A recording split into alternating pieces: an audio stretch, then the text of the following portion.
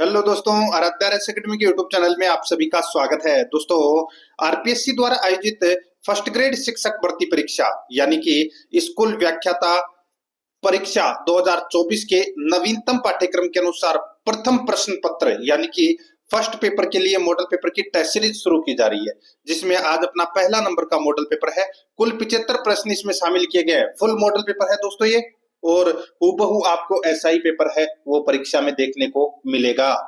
दोस्तों, Aaradhya race academy के YouTube channel को अगर आपने अभी तक सब्सक्राइब नहीं किया तो सब्सक्राइब जरूर कर ले, बेल आइकन को दबाएं। वीडियो को लाइक नहीं किया तो फटाफट वीडियो को लाइक करें और अपने दोस्तों के पास में शेयर जरूर करें। आगे के सारे मॉडल पेपर दोस्तों आपको यही देखने को मिलेंगे। दोस्तों, आप प्लेलिस्ट में जाओगे तो वहां पे आपको एक फोल्डर मिलेगा, first grade first paper model paper के नाम से वहां फोल्डर मिल जाएगा, तो आप वहां जाकर क्लासेस जरूर देखना है आपको। देखिए यहाँ पे पहला प्रश्न है और उसका जो लिंक है वो आपको डिस्क्रिप्शन में भी मिल जाएगा।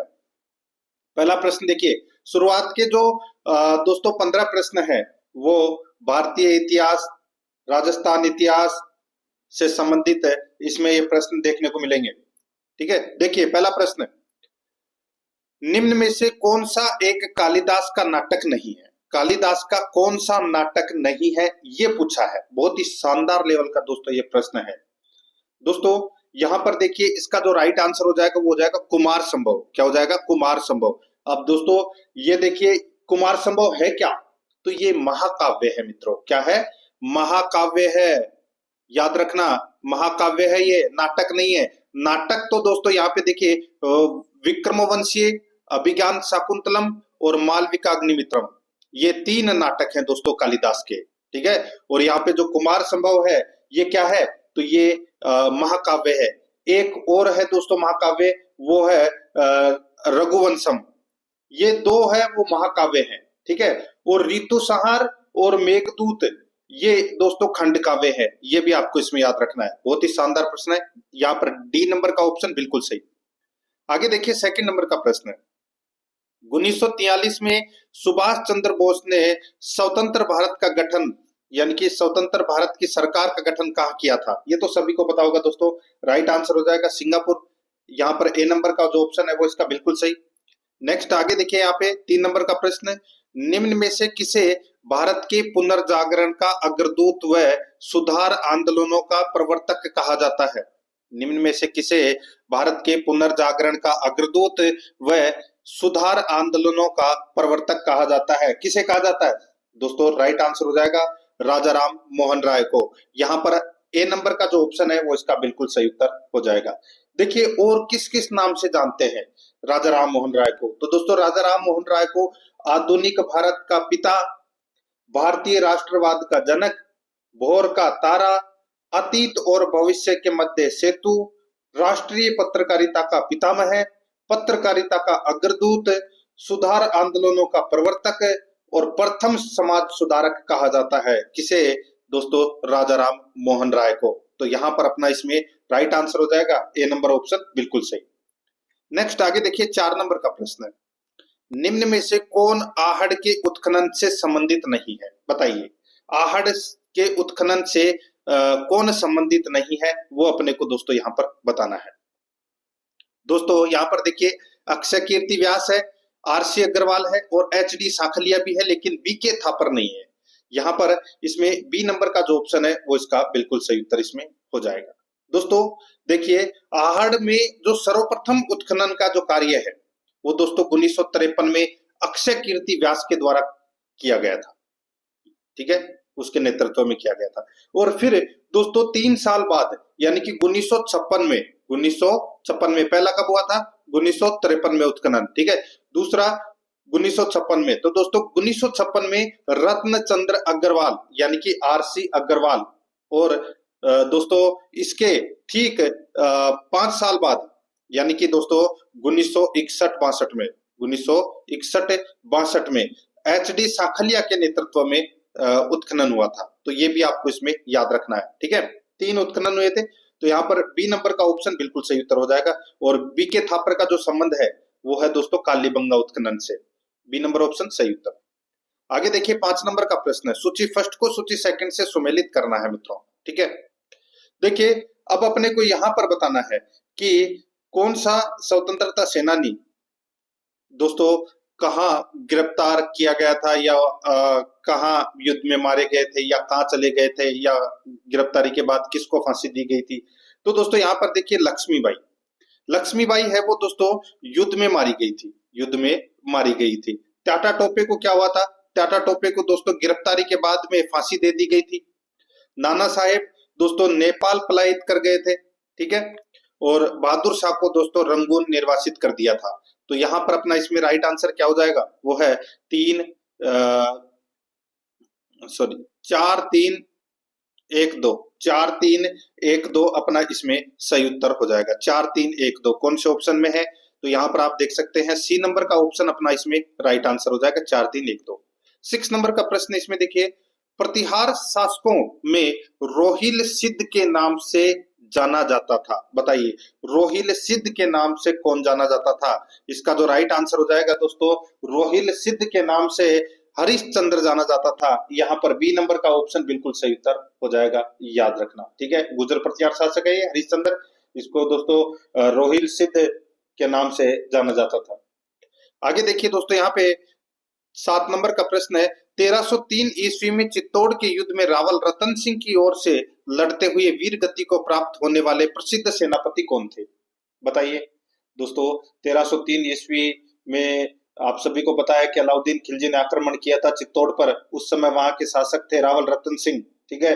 तो दोस्तों रावल रतन सिंह की ओर से लड़ते हुए वीर गति को प्राप्त होने वाले प्रसिद्ध सेनापति थे, वो थे दोस्तों गोरावर बादल, ठीक है, गोरावर बादल। तो यहाँ पर अपना इसमें सी नंबर का जो ऑप्शन है वो इसका बिल्कुल सही उत्तर हो जाएगा, याद रखना, ठीक है।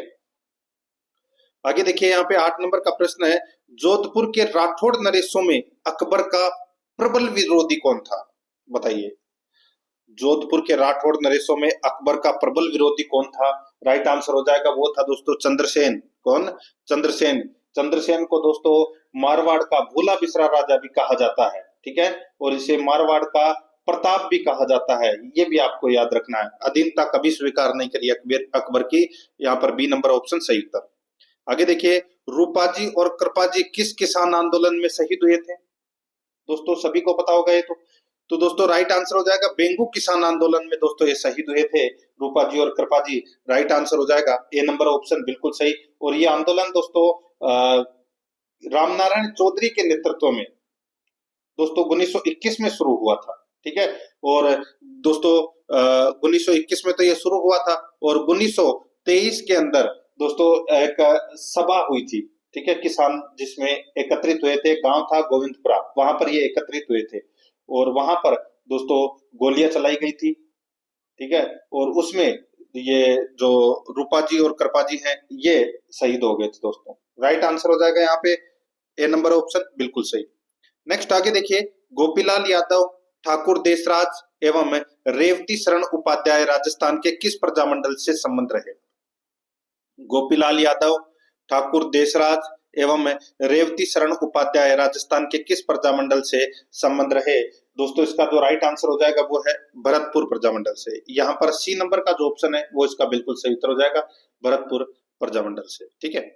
नेक्स्ट आगे देखिए, यहाँ पे 11 नंबर का प्रश्न है, किस लोक देवता को लक्ष्मण का अवतार माना जाता है?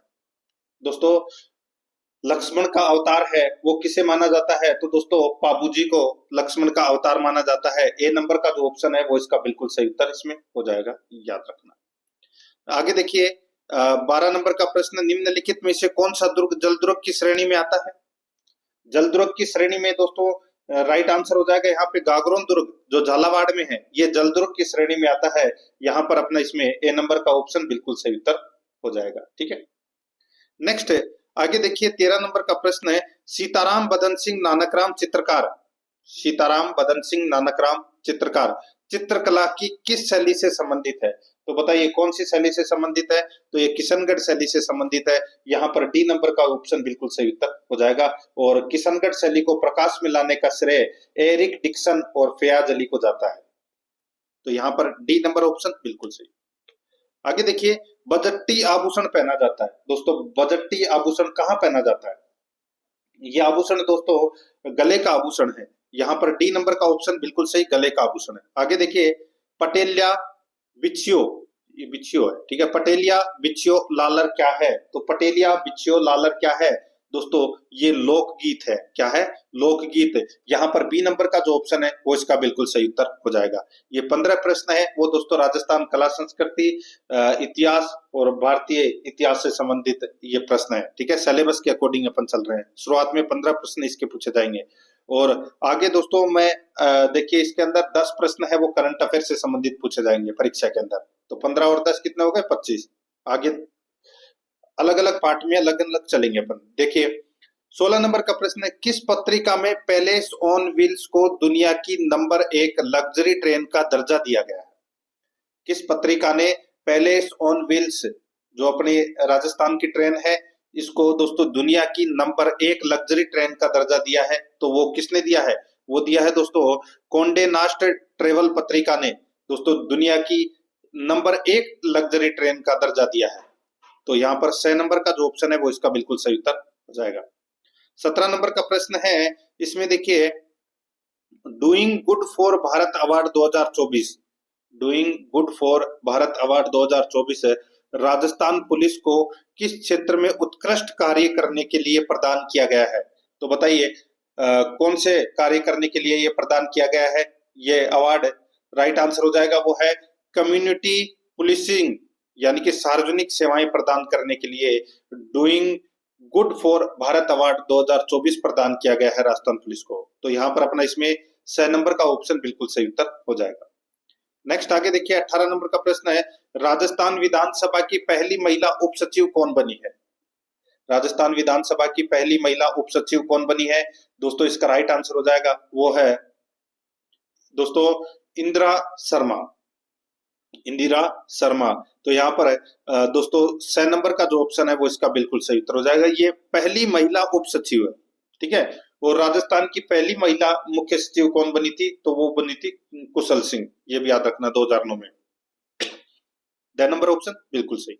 आगे देखिए महिलाओं की सुरक्षा के लिए जयपुर पुलिस कमिश्नरेट ने किस अभियान की शुरुआत की है? बताइए महिलाओं की सुरक्षा के लिए जयपुर पुलिस कमिश्नरेट ने किस अभियान की शुरुआत की है? तो इसका राइट आंसर हो जाएगा ऑपरेशन गरिमा अभियान, ऑपरेशन गरिमा अभियान की दोस्तों शुरुआत की है। यहाँ पर 6 नंबर का ऑप्शन बिल्कुल सही उत्तर इसमें हो जाएगा। आगे देखिए 20 नंबर का प्रश्न है, राज्य सरकार द्वारा क्रिस्टेलाइन टेक्नोलॉजी पर आधारित 2000 मेगावाट की सौर परियोजना कहाँ स्थापित की जाएगी?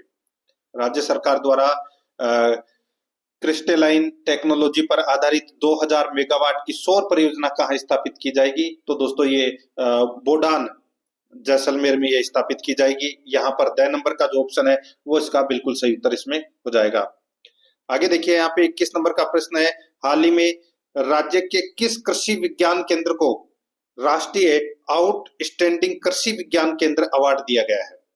बताइए राष्ट्रीय आउटस्टैंडिंग कृषि विज्ञान केंद्र अवार्ड है वो किस कृषि विज्ञान केंद्र को दिया गया है? तो दोस्तों इसका राइट आंसर हो जाएगा कृषि विज्ञान केंद्र आबूसर झुंझुनू को यह अवार्ड दिया गया है। यहाँ पर ए नंबर का ऑप्शन बिल्कुल सही उत्तर हो जाएगा।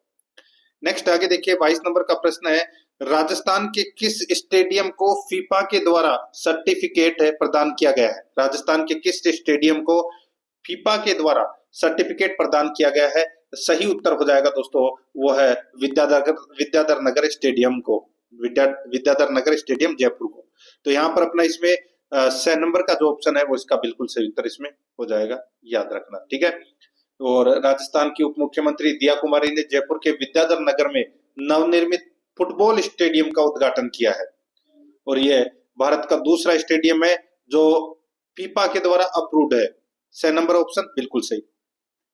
23 नंबर का प्रश्न इसमें देखिए, हाल ही में किस संस्थान द्वारा जलवायु परिवर्तन एवं साधारणीयता पर सर्टिफिकेट प्रोग्राम लॉन्च किया गया है? हाल ही में किस संस्थान के द्वारा जलवायु परिवर्तन एवं साधारणीयता पर सर्टिफिकेट प्रोग्राम लॉन्च किया गया है? तो इसका राइट आंसर हो जाएगा भारतीय प्रौद्योगिकी संस्थान जोधपुर। तो यहाँ पर अपना इसमें ए नंबर का ऑप्शन बिल्कुल सही उत्तर हो जाएगा। आगे देखिए 2025 की नीलामी के दौरान कौन सा खिलाड़ी आईपीएल इतिहास का सबसे महंगा खिलाड़ी बन गया है? तो दोस्तों सबसे महंगा खिलाड़ी वो बने हैं ऋषभ पंत, जिनको 27 करोड़ रुपए में खरीदा गया है दोस्तों। किसके द्वारा? तो दोस्तों एलएसजी के द्वारा, यानी कि लखनऊ के द्वारा। ठीक है, लखनऊ की टीम के द्वारा खरीदा गया है। राइट आंसर हो जाएगा बे नंबर का ऑप्शन, बिल्कुल सही। आगे देखिए 25 नंबर का प्रश्न है, डोपिंग टेस्ट के लिए सैंपल देने से इनकार करने के कारण बजरंग पूनिया पर कितने वर्ष का प्रतिबंध लगाया गया है? बताइए, बहुत ही अच्छा प्रश्न है दोस्तों। बजरंग पूनिया पर ये प्रतिबंध लगाया गया है। इन्होंने दोस्तों जो ये अपने राष्ट्रीय टीम चयन ट्रायल होता है, उसके अंदर दोस्तों इन्होंने डोपिंग टेस्ट के लिए सैंपल देने से इनकार कर दिया था। तो इसके लिए दोस्तों इनके ऊपर 4 वर्ष का प्रतिबंध है वो लगा दिया गया है। यहाँ पर 6 नंबर का ऑप्शन बिल्कुल सही उत्तर हो जाएगा। अब दोस्तों यहाँ पे अपन 5 प्रश्न है वो जनरल हिंदी से संबंधित, यानी कि सामान्य हिंदी से संबंधित पढ़ेंगे, व्याकरण से संबंधित। ठीक है, देखिए यहाँ पे प्रेरणास्पद शब्द का संधि विच्छेद क्या होगा? प्रेरणास्पद संधि का शब्द का संधि विच्छेद है वो क्या होगा? इसका जो राइट आंसर हो जाएगा वो है दोस्तों, इसमें देखिए प्रेरणा प्लस आस्पद, प्रेरणा प्लस आस्पद, ये होगा दोस्तों इसका सही संधि विच्छेद। तो यहाँ पर अपना बी नंबर का जो ऑप्शन है वो इसका राइट आंसर हो जाएगा। देखिए ऑप्शन ऊपर नीचे हो गए, बी नंबर ऑप्शन बिल्कुल सही उत्तर हो जाएगा। और इसमें दोस्तों दीर्घ स्वर संधि का प्रयोग हुआ है। नेक्स्ट आगे देखिए यहाँ पे, निम्न में से अनन्य शब्द में प्रयुक्त उपसर्ग है। अनन्य शब्द में प्रयुक्त उपसर्ग कौन सा है? तो दोस्तों इसमें देखिए, अगर मैं देखूं तो इसके अंदर उपसर्ग की बात की जा रही है, तो दोस्तों अन उपसर्ग है इसमें। तो यहाँ पर अपना इसमें बी नंबर का जो ऑप्शन है वो इसका बिल्कुल सही उत्तर हो जाएगा, याद रखना। ठीक है, अन उपसर्ग। नेक्स्ट आगे देखिए, निम्नलिखित में से कौन सा विलोम युग्म नहीं है? कौन सा विलोम युग्म नहीं है वो पूछा गया है दोस्तों यहाँ पे। ठीक है, तो दोस्तों यहाँ पर देखिए सदाचार दुराचारी, तो ये पहला ही अपना क्या हो जाएगा, इसमें गलत हो जाएगा। बाकी सम का विषम हो जाएगा, समर्थक का विरोधी हो जाएगा, समष्टि का व्यष्टि हो जाएगा। तो यहाँ पर ए नंबर का ऑप्शन राइट आंसर हो जाएगा। यदाचार शब्द का जो विलोम शब्द है वो दोस्तों कदाचार होता है। ठीक है, कदाचार। तो यहाँ पर दुराचारी है वो दोस्तों इसमें गलत दे रखा है। तो यहाँ पर इसमें ए नंबर का जो ऑप्शन है वो इसका बिल्कुल सही उत्तर हो जाएगा। कदाचार या आप बोल सकते हैं दुराचार। ठीक है, लेकिन दुराचारी नहीं होगा। तो ए नंबर ऑप्शन बिल्कुल सही। आगे देखिए, इनमें से वर्तनी की दृष्टि से कौन सा शब्द शुद्ध है?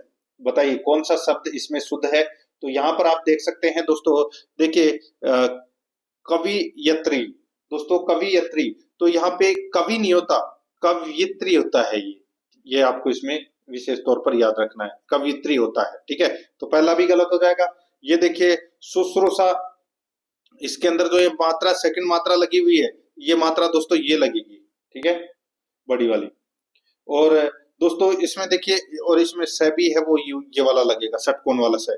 और दंपत्ति के अंदर देखिए दोस्तों, यहाँ पे दंपत्ति जो शब्द दे रखा है ये बिल्कुल शुद्ध शब्द दे रखा है, इसलिए अपना सी नंबर का ऑप्शन राइट आंसर हो जाएगा। त्योहार के अंदर दोस्तों एक मात्रा आएगी, दो मात्रा नहीं आएगी। ठीक है, तो यहाँ पर सी नंबर ऑप्शन सही। आगे देखिए, यहाँ पर 30 नंबर का प्रश्न है, टीचिंग का हिंदी परिभाषिक शब्द क्या होगा?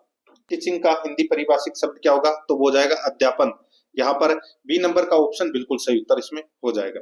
अब अपन 5 प्रश्न है वो इंग्लिश ग्रामर से संबंधित पढ़ लेते हैं। देखिए, choose the grammatically correct option. दोस्तों ग्रामर के अनुसार अपने को बताना है कि कौन सा इसमें सही है। देखिए, if he were to reach the venue in time, he फिर ब्रेक खालिस्तान है। ठीक है, हैव टू हरी अप, तो यहाँ पर क्या आएगा खालिस्तान में वो अपने को यहाँ पर बताना है। देखिए इफ से वाक्य शुरू हो रहा है। ठीक है, और इफ के साथ में दोस्तों वर का प्रयोग हो रहा है यहाँ पर। तो दोस्तों दूसरे क्लोज के अंदर देखिए, फर्स्ट क्लोज के अंदर तो क्या हो जाएगा, इफ के साथ में वर का प्रयोग हो रहा है। तो दूसरे क्लोज में दोस्तों वुड या would have two plus first form का प्रयोग होगा। तो यहाँ पर दोस्तों इसका राइट आंसर हो जाएगा। देखिए वुड है, वुड आएगा दोस्तों इसमें। तो यहाँ पर बी नंबर का जो ऑप्शन है वो इसका बिल्कुल सही उत्तर हो जाएगा। ठीक है, आगे देखिए दोस्तों, यहाँ पे चूज द एप्रोप्रिएट एंटोनियम, यानी कि अपने को विलोम शब्द बताना है। तो यहाँ पर देखिए, to succeed in life, pay heed to both friends and आगे खालिस्तान। तो फ्रेंड्स एंड क्या आएगा, फ्रेंड्स का विलोम क्या हो जाएगा दोस्तों, यहाँ पर इसका राइट आंसर हो जाएगा फोइस। फोइस का मतलब क्या होता है, दुश्मन होते हैं, क्या हो जाएगा, दुश्मनों हो जाएगा इसमें, ठीक है। तो यहाँ पर इसमें सी नंबर ऑप्शन बिल्कुल सही। आगे देखिए, choose the correct option indirect from given below. I am waiting for Ann he said. तो दोस्तों इसका करेक्ट है क्या बनेगा, तो इसका करेक्ट बन जाएगा दोस्तों, he said that he was waiting for Ann. तो यहाँ पर बी नंबर का जो ऑप्शन है वो इसका बिल्कुल सही उत्तर हो जाएगा। आगे देखिए यहाँ पे, choose the correct passive form of the sentence from the given options.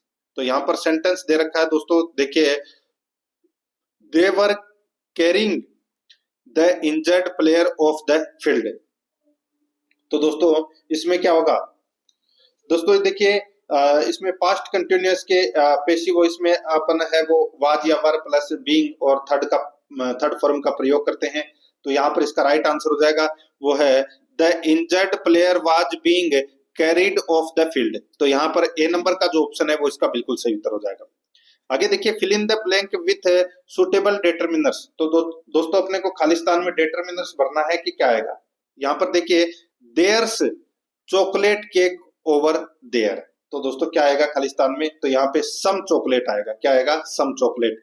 यहाँ पर ए नंबर का जो ऑप्शन है वो इसका राइट आंसर हो जाएगा दोस्तों, सम, ठीक है। और ये अनकाउंटेबल नाउन है दोस्तों, ठीक है। तो यहाँ पर अपना इसमें ए नंबर ऑप्शन बिल्कुल सही।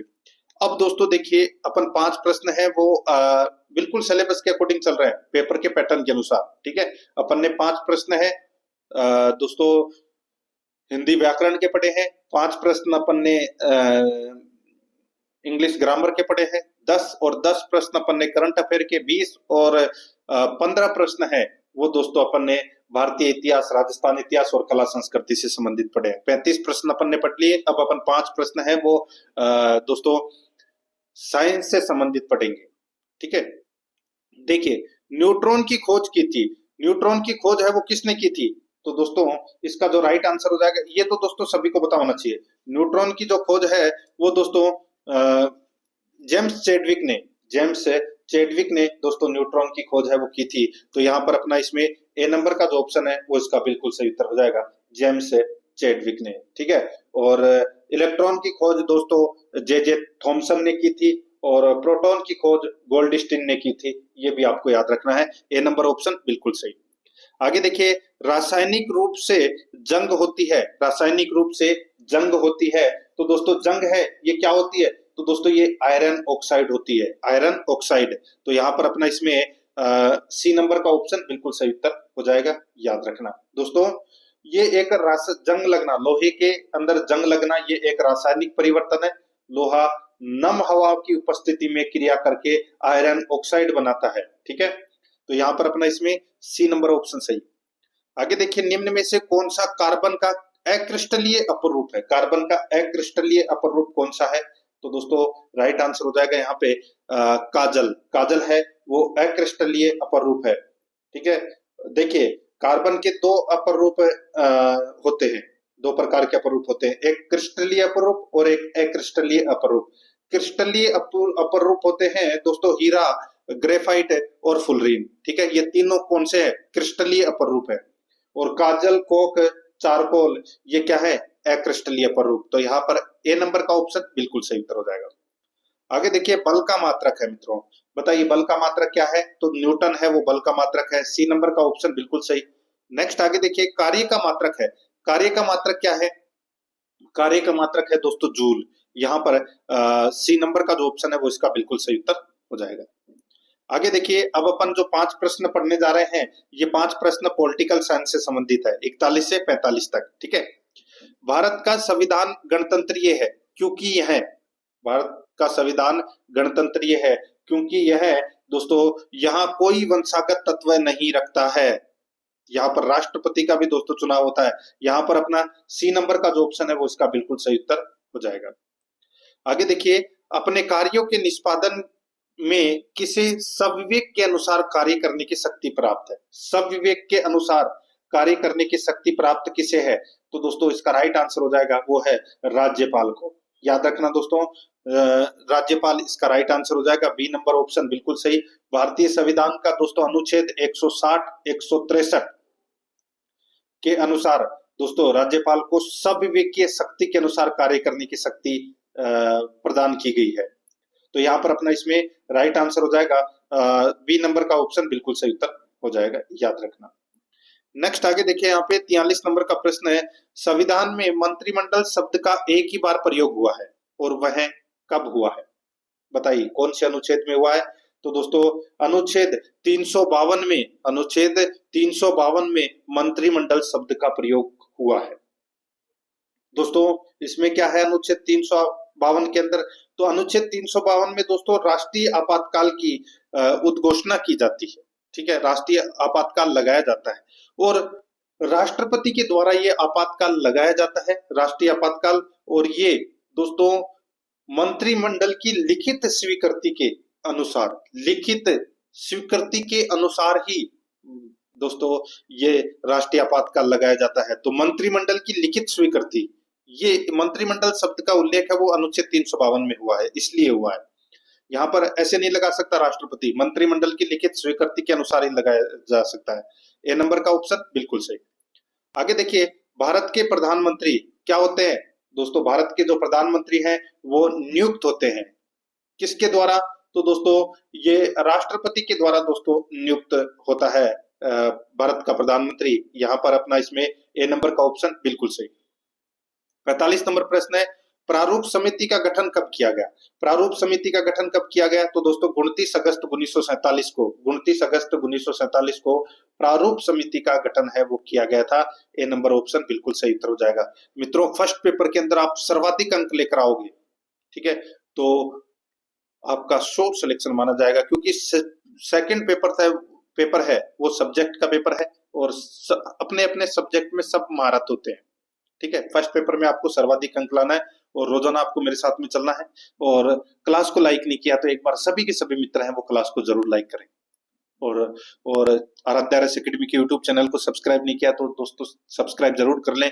मैं आपको सिलेबस के अकॉर्डिंग ऑब्जेक्टिव क्लास है वो दोस्तों कंप्लीट करवाऊंगा।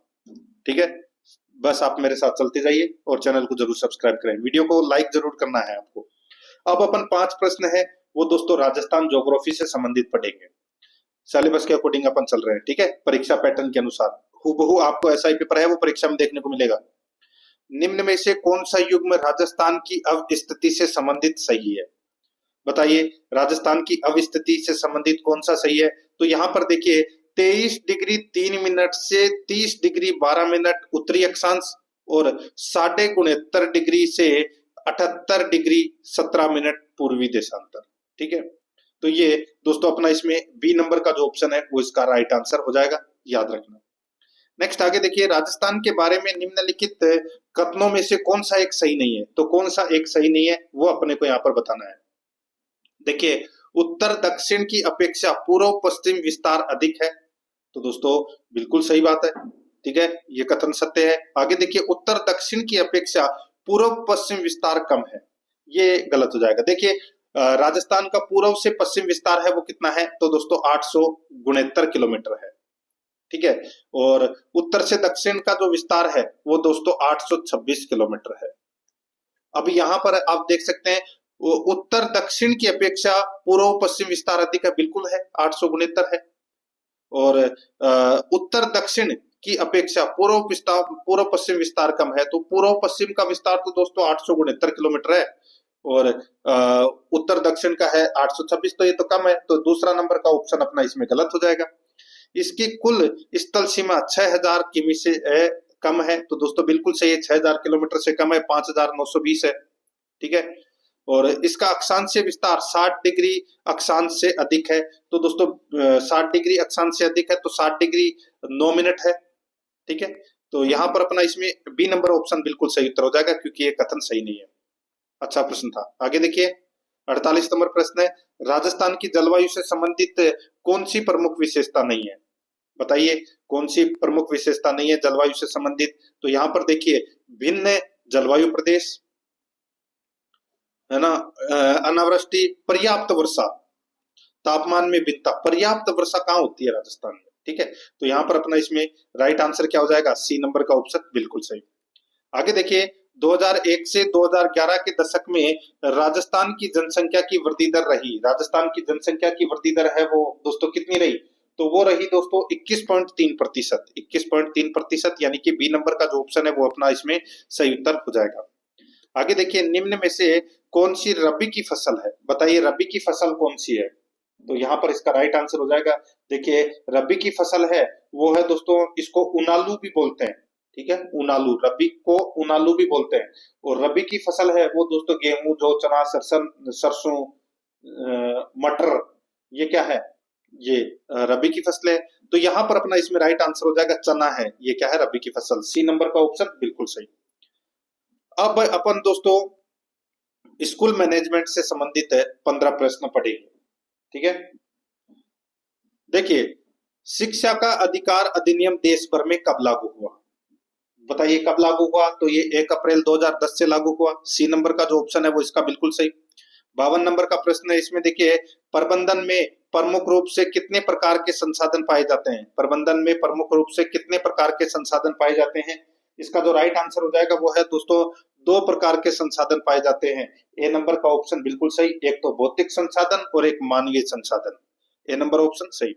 आगे देखिए राजस्थान में अंग्रेजी शिक्षा की शुरुआत कहां से हुई, राजस्थान में अंग्रेजी शिक्षा की जो शुरुआत है वो दोस्तों कहां से हुई, तो ये अजमेर से हुई दोस्तों, ठीक है, राइट आंसर हो जाएगा अजमेर से, बी नंबर का ऑप्शन बिल्कुल सही उत्तर हो जाएगा। नेक्स्ट आगे देखिए यहाँ पे राजकीय उच्च अध्ययन शिक्षा संस्थान अजमेर को दर्जा कब दिया गया, यानी कि दोस्तों राजकीय उच्च अध्ययन शिक्षा संस्थान अजमेर को IASE का दर्जा है वो कब दिया गया, दोस्तों इसका राइट आंसर हो जाएगा, ये दर्जा दिया गया था दोस्तों 1988-89 के अंदर, यहाँ पर डी नंबर का जो ऑप्शन है वो इसका बिल्कुल सही उत्तर इसमें हो जाएगा, याद रखना उच्च अध्ययन शिक्षा संस्थान का दर्जा दिया गया था 1988-89 के अंदर, ठीक है। आगे देखिए डी नंबर ऑप्शन सही। आगे देखिए राजस्थान माध्यमिक शिक्षा बोर्ड की स्थापना कब हुई थी, राजस्थान माध्यमिक शिक्षा बोर्ड की स्थापना दोस्तों 4 दिसंबर 1957 को, 4 दिसंबर 1957 को राजस्थान माध्यमिक शिक्षा बोर्ड की स्थापना हुई थी, ठीक है, और जयपुर में की गई थी। और फिर दोस्तों 1 जनवरी 1961 को, 1 जनवरी 1961 को दोस्तों पी सत्यनारायण राव समिति की अनुशंसा पर इसे अजमेर स्थानांतरित किया गया था, ये भी आपको याद रखना है, बी नंबर ऑप्शन सही।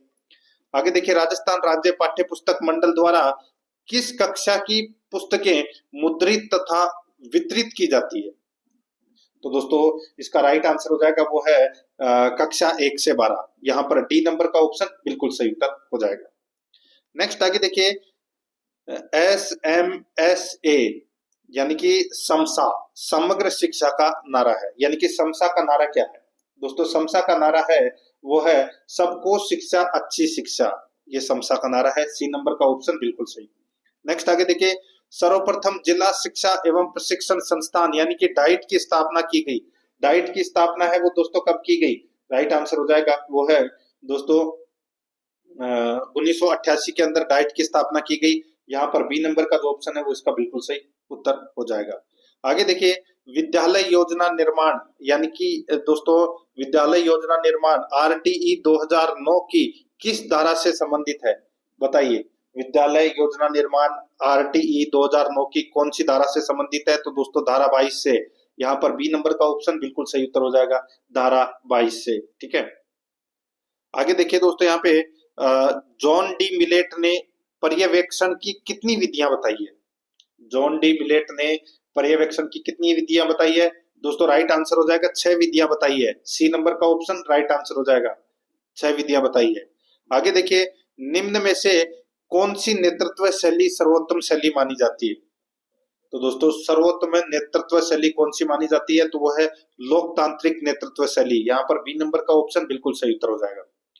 आगे देखिए दोस्तों TQM की प्रक्रिया कितने चरणों में विभाजित है, TQM यानी कि टोटल क्वालिटी मैनेजमेंट, जिसको अपन बोल सकते हैं समग्र गुणवत्ता युक्त प्रबंधन की प्रक्रिया दोस्तों 4 चरणों में विभाजित है ये, ठीक है, यहाँ पर अपना इसमें सी नंबर का ऑप्शन राइट आंसर हो जाएगा, याद रखना। एक है दोस्तों प्लान, ठीक है।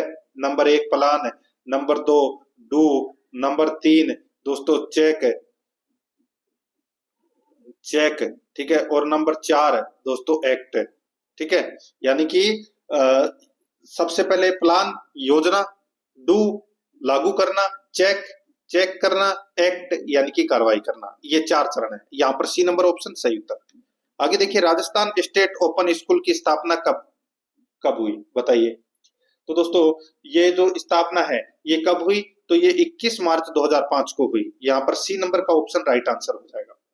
आगे देखिए दोस्तों, यहाँ पे दीक्षा का पूर्ण नाम क्या है, दीक्षा का पूर्ण नाम दोस्तों वो है digital infrastructure for knowledge sharing, ये दीक्षा का पूरा नाम है। यहाँ पर बी नंबर ऑप्शन बिल्कुल सही उत्तर हो जाएगा। आगे देखिए, इस्माइल कार्यक्रम के चरणों के संदर्भ में असत्य कथन कौन सा है, इस्माइल कार्यक्रम के चरणों के संदर्भ में असत्य कथन कौन सा है, इसका जो राइट आंसर हो जाएगा वो है दोस्तों, देखिए प्रथम चरण 13 अप्रैल 2020, द्वितीय चरण इस्माइल का 2.0 2 नवंबर 2020, इस्माइल 3.0 तृतीय चरण 21 अप्रैल 2021। तो यहाँ पर दोस्तों असत्य कथन कौन सा है, तो उपरोक्त में से कोई भी असत्य कथन नहीं है। यहाँ पर डी नंबर का ऑप्शन राइट आंसर हो जाएगा। अब दोस्तों अपन जो 10 प्रश्न करेंगे वो दोस्तों रीजनिंग और मैथ से संबंधित प्रश्न है वो पढ़ेंगे, ठीक है। देखिए यहाँ पे 66 नंबर प्रश्न है, किसी सांकेतिक भाषा में, किसी सांकेतिक भाषा में पुल टा नोप का अर्थ है फल है अच्छा, नोप को टीर का अर्थ है वृक्ष है लंबा, और पुल हो सोप का अर्थ है अच्छा भोजन खाओ हो, तो इस भाषा में फल का सांकेतिक कूट क्या है। अब देखिए फल किस में आ रहा है, फल देखिए यहाँ पे नोप, पुल टा नोप का अर्थ है फल है अच्छा, ठीक है। तो यहाँ पर देखिए एक तो है दोस्तों इसमें पुल, और एक है दोस्तों टा, और एक है नोप, ठीक है। अब दोस्तों इसके अंदर आप देख लीजिए आगे, तो यहाँ पर देखिए नोप नोप और कहीं भी आ रहा है क्या, तो दोस्तों ये देखिए नोप है, ये एक तो शुरुआत में आ रहा है, दूसरा नोप देखिए यहाँ पे आ रहा है, तो नोप से नोप को काट दीजिए, ठीक है। अब टा देखिए, टा और कहीं भी आ रहा है क्या, टा दोस्तों और कहीं नहीं आ रहा, देखिए पुल सो होप, यहाँ पे टा किसी में नहीं आ रहा, शुरू में ही आ रहा है, ठीक है। पुल, पुल देखिए पुल ये आ रहा है, यहाँ पे ये पुल आ रहा, और एक अपना ऊपर पुल है शुरू में, तो पुल से पुल को काट दीजिए। अब अपने पास में बचा क्या, टा, तो फल का सांकेतिक कूट क्या है, टा। यहाँ पर अपना इसमें ए नंबर का जो ऑप्शन है वो इसका बिल्कुल सही उत्तर हो जाएगा। आगे देखिए, रमेश और सुरेश भाई भाई है, रमेश और सुरेश है वो भाई भाई है। राखी और गीता, राखी और गीता ये आपस में बहने हैं। रमेश का लड़का गीता का भाई है, रमेश का जो लड़का है, ठीक है, वो गीता का क्या है, भाई है। तो बताइए सुरेश और राखी का आपस में क्या संबंध है, तो दोस्तों सीधा सा हो जाएगा, यहाँ पे चाचा भतीजी का संबंध हो गया यहाँ पे, तो इसका राइट आंसर हो जाएगा चाचा। तो यहाँ पर इसमें सी नंबर का ऑप्शन सही चाचा लगेगा। आगे देखिए, परिमित समग्र होने पर समंक संकलन का उचित विधि है, तो वो कौन सी है, तो वो है दोस्तों प्रत्यक्ष व्यक्तिगत अनुसंधान, यहाँ पर डी नंबर ऑप्शन सही। आगे देखिए, एक पार्टी में शाकाहारी एवं मांसाहारी दोनों प्रकार के व्यंजन परोसे गए, कुछ व्यक्तियों ने केवल शाकाहारी भोजन लिया और कुछ ने केवल मांसाहारी भोजन लिया, जबकि कुछ व्यक्तियों ने दोनों प्रकार का भोजन लिया और शेष ने किसी भी प्रकार का भोजन नहीं लिया, तो निम्न में से कौन सा वेन आरेख है सही स्थिति को प्रदर्शित करता है। तो दोस्तों यहाँ पर देखिए, इसमें डायग्राम बनेगा कौन सा वाला, इसमें दोस्तों ये वाला डायग्राम बनेगा, ए नंबर वाला, ठीक है। दोस्तों यहाँ पर देखिए सबसे ऊपर ही ऊपर आ जाएगा दोस्तों, इसमें ये आ जाएगा, देखिए एक आ जाएगा इसमें शाकाहारी, एक आ जाएगा दोस्तों इसमें मांसाहारी, और एक आ जाएगा सर्वाहारी। तो सर्वाहारी तो दोस्तों ये वाला पार्ट आ जाएगा, जो ये थोड़ा सा बीच का पार्ट है ना, ये वाला तो दोस्तों इसमें सर्वाहारी आ जाएगा, ठीक है। बाकी मांसाहारी और शाकाहारी हो जाएंगे। तो यहाँ पर अपना इसमें ए नंबर ऑप्शन सही। आगे देखिए 70 नंबर का प्रश्न है, एक 9 सेमी भुजा वाले घनाकार लकड़ी के टुकड़े को 3 सेमी भुजा वाले छोटे घनों में काटा गया है, तो लकड़ी के टुकड़ों लकड़ी के टुकड़े का सतह क्षेत्रफल और नए बने हुए गनों के संपूर्ण सतह के क्षेत्रफल का अनुपात क्या है? बताइए दोस्तों। यहाँ पर देखिए एक 9 सेंटीमीटर भुजा वाले घनाकार लकड़ी के टुकड़े को 3 सेंटीमीटर भुजा वाले छोटे गनों में काटा गया है। तो दोस्तों 3 सेंटीमीटर छोटे गनों में काटा गया है, तो दोस्तों इसको अपन ऐसे लिख सकते हैं 9 इंटू 9 इंटू 9 बटे अपन यहाँ पे 3 इंटू 3 लिख सकते हैं। तो दोस्तों काट लीजिए, तो ये देखिए सभी से कट गया, यानी कि 3 बार कटा है सबसे। तो 3 तिया 9, 9 ती 27, तो यहाँ पर कितना आ जाएगा 27, यानी कि 3 सेंटीमीटर भुजा वाले गनों की संख्या कितनी हो गई 27 हो गई। ठीक है, अब अपने को क्या करना है 27 याद रखना। अब दोस्तों देखिए लकड़ी के टुकड़े का सतह क्षेत्रफल, लकड़ी के टुकड़े का सतह क्षेत्रफल है वो अपने को यहाँ पर बताना है, और लकड़ी के टुकड़े का सतह क्षेत्रफल बटे नए गनों के संपूर्ण सतह का क्षेत्रफल। तो यहाँ पर दोस्तों लकड़ी के टुकड़े का जो सतह क्षेत्रफल कितना हो जाएगा, तो यहाँ पर देखिए 6 इंटू 9 बटे दोस्तों यहाँ पे नए गनों के संपूर्ण सतह का क्षेत्रफल, तो यहाँ पे आ जाएगा दोस्तों 27 इंटू 6 इंटू दोस्तों 3 इंटू 3। ठीक है, तो दोस्तों इसको आप काट लीजिए, काटोगे तो दोस्तों यहाँ पे 1 बटे 3 आ जाएगा, यानी कि 1:3। तो यहाँ पर अपना बी नंबर ऑप्शन बिल्कुल सही। आगे देखिए एक प्रकाशक द्वारा एक पुस्तक के प्रकाशन में विभिन्न मदों पर किए गए खर्च का ब्यौरा नीचे दिए गए चित्र में दर्शाया गया है, प्रदर्शित किया गया है। इस चित्र का भली भांति अध्ययन करके नीचे दिए गए प्रश्न का उत्तर अपने को यहाँ पर देना है। दोस्तों यहाँ पर आप देखिए, यदि प्रकाशन का कुल खर्च 105 रुपए हो तो विज्ञापन खर्च से रॉयल्टी कितने प्रतिशत कम है? अब देखिए इस प्रश्न को कितना घुमा फिरा के पूछा गया है। प्रकाशन का खर्च कितना है 105 रुपए, अब प्रकाशन कितने प्रतिशत पर है?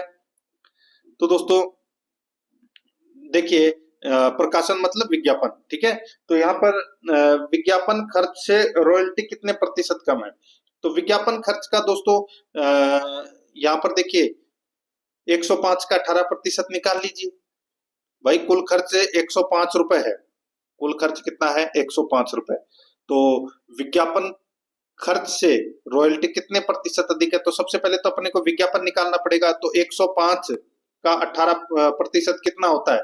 तो दोस्तों 105 का आप 18% निकालोगे तो कितना हो जाएगा, यानी कि आप इसको ऐसे लिख सकते हैं 18/105 इंटू 100, तो यहाँ पर आ जाएगा दोस्तों 18.90, 18.90 ये आ जाएगा इसमें क्या, विज्ञापन 18%।